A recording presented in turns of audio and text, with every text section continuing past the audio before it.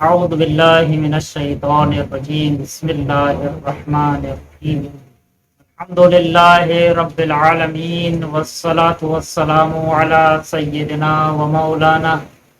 ابی القاسم محمد وعلی آلہ الطاہرین واللعنۃ الدائمۃ علی اعدائہم اجمعین۔ السلام علیک یا جواد الائمہ۔ آج شہادت جواد آل محمد امام تقی علیہ السلام کا دن ہے۔ ہمیں یہ سفارش کی گئی اور ہمیں یہ کہا گیا کہ اگرچہ سارے اہل بیت کے جتنے بھی افراد ہیں سب ہمیں ہدایت دینے کے لیے آئے تھے، اور پروردگار عالم نے انہیں بھیجا ہی اس لیے تھا کہ ہماری ہدایت کریں اور ہماری رہنمائی کریں اور ہمیں عالم ملکوت کی سیر کرائیں، لیکن خاص طور پہ کہا گیا کہ اگر کسی کو دنیا چاہیے کہ وہ امام جواد علیہ السلام سے دنیا مانگے۔ اور اس کی وجہ یہ ہے کہ ایک دن امام رضا علیہ السلام اور امام جواد علیہ السلام ساتھ جا رہے تھے۔ امام جواد علیہ السلام کا سن کم تھا کیونکہ 7 سال کے سن میں امام رضا علیہ السلام کی شہادت ہو گئی تھی، تو 7 سال سے پہلے کا ہی واقعہ ہے کہ امام جواد علیہ السلام کی عمر بہت کم تھی۔ اپنے بابا امام علی رضا علیہ السلام کے ساتھ جا رہے تھے۔ امام علی رضا علیہ السلام نے فرمایا، بیٹے جواد تم سونا تیار کرو، گولڈ سونا تیار کرو اور فقراء میں تقسیم کرو اور لوگوں کی مشکلات دور کرو، جو دنیاوی مشکلات،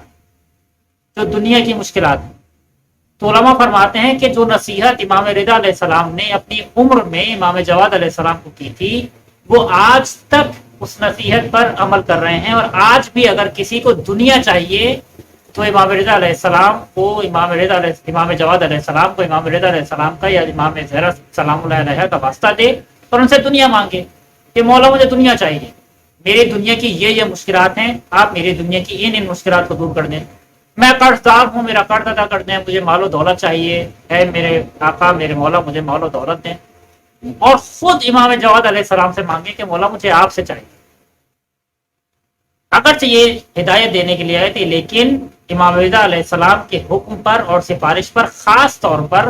یہ اپنے چاہنے والوں کی دنیاوی مشکلات بھی دور کر رہے ہیں، یہاں تک کہ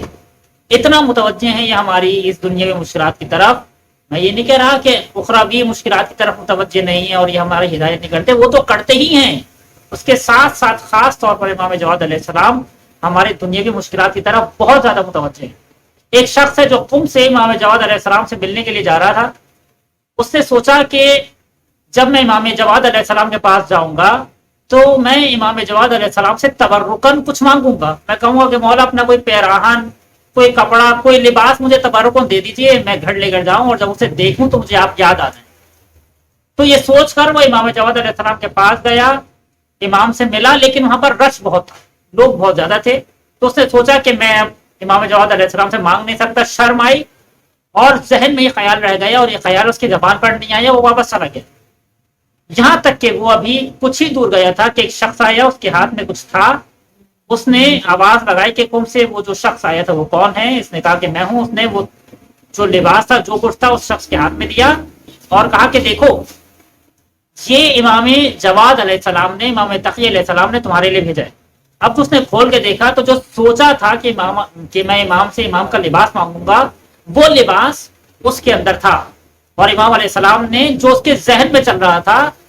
وہ واقعا اس کی خواہش پوری کر دی۔ یعنی امام جواد علیہ السلام انسان کی مادی مشکلات کی طرف بہت زیادہ توجہ کرتے ہیں، اور اگرچہ وہ ہماری اخروی اور ہدایت کی جو مشکلات ہیں، جو ہماری معنوی مشکلات ہیں، اس کی طرف تو توجہ کرتے ہی ہیں۔ تو اصل یہ ہے کہ ہم امام جواد علیہ السلام سے ہدایت مانگیں، لیکن اگر کوئی دنیا کی مشکلات ہیں، بہت ساری دنیا کی مشکلات ہوتی ہیں، کوئی مقروض ہے، کسی کے یہاں فقر ہے،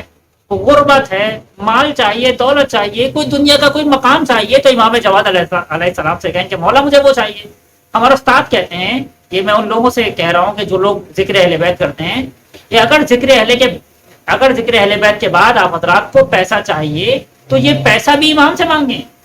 کہ مولا میں نے آپ کا ذکر کیا، مجھے پیسے چاہیے، مجھے آپ سے پیسے چاہیے، ان پڑھوانے والوں سے پیسے نہیں چاہیے۔ دیکھیے امام کہیں نہ کہیں سے آپ کو دے دیں گے۔ تو مانگنا ہے، دنیا بھی مانگنی ہے تو اہل بیت سے مانگیں، دنیا بھی مانگنی ہے تو امام سے مانگیں، دوسروں کے دروازوں پر جانے کی ضرورت نہیں ہے۔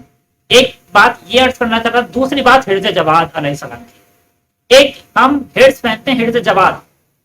اگرچہ ہمارے مختلف ائمہ کے مختلف حرز ہیں، حرز یمانی امیر المومنین علیہ السلام کا حرز ہے، حرز فاطمہ زہرا سلام اللہ علیہا، اور یہاں تک کہ دوسرے حرز ہیں، لیکن ان سب میں حرز جواد بہت زیادہ مشہور، کہ جو حتیٰ اہل سنت میں بھی مشہور ہے، اہل سنت بھی حرز جواد پہنتے ہیں اور پہنتے بھی تھے اور آج بھی پہنتے ہیں۔ اس حرز جواد کی تھوڑی سی جو تاریخ ہے وہ سنیے، اور آپ میں سے ہر انسان کو چاہیے کہ حرز جواد پہنے، اگرچہ حرز جواد کی کچھ خاص شرائط ہیں لکھنے کے، اور کس طرح سے لکھا جائے، کس قلم سے لکھا جائے، کس کاغذ سے لکھا جائے، وہ ہم اس کی طرف آج اشارہ نہیں کریں گے، لیکن بہرحال میں اس کی تاریخ آپ کو بتاؤں تاکہ آپ متوجہ ہوں اور آپ کو اندازہ ہو کہ کتنا قیمتی حرز ہے جو امام جواد علیہ السلام نے ہمارے ہاتھ میں دیا ہے۔ ایک دن امام جواد علیہ السلام کی جو زوجہ ہے، کہ جو بعد میں امام جواد علیہ السلام کی قاتل بھی بنی، اس کو معلوم ہوا کہ امام جواد علیہ السلام کی ایک اور زوجہ، اور ظاہر ہے کہ اس کی اولاد نہیں تھی، یہ ویسے ہی امام جواد علیہ السلام سے بہت زیادہ چلتی تھی اور بہت پریشان ہوتی تھی کہ میرے یہاں اولاد بھی نہیں ہے۔ یہاں تک کہ جب اسے یہ معلوم ہوا کہ امام جواد علیہ السلام کے ایک اور زوجہ ہیں، تو اس نے اپنے باپ کو جا کر چغلی کی، مامون کو جا کر چغلی کی کہ امام جواد کی ایک اور زوجہ ہیں۔ مامون اسی حال میں آیا، اور وہ نشے کی حالت میں تھا، اسی حال میں آیا،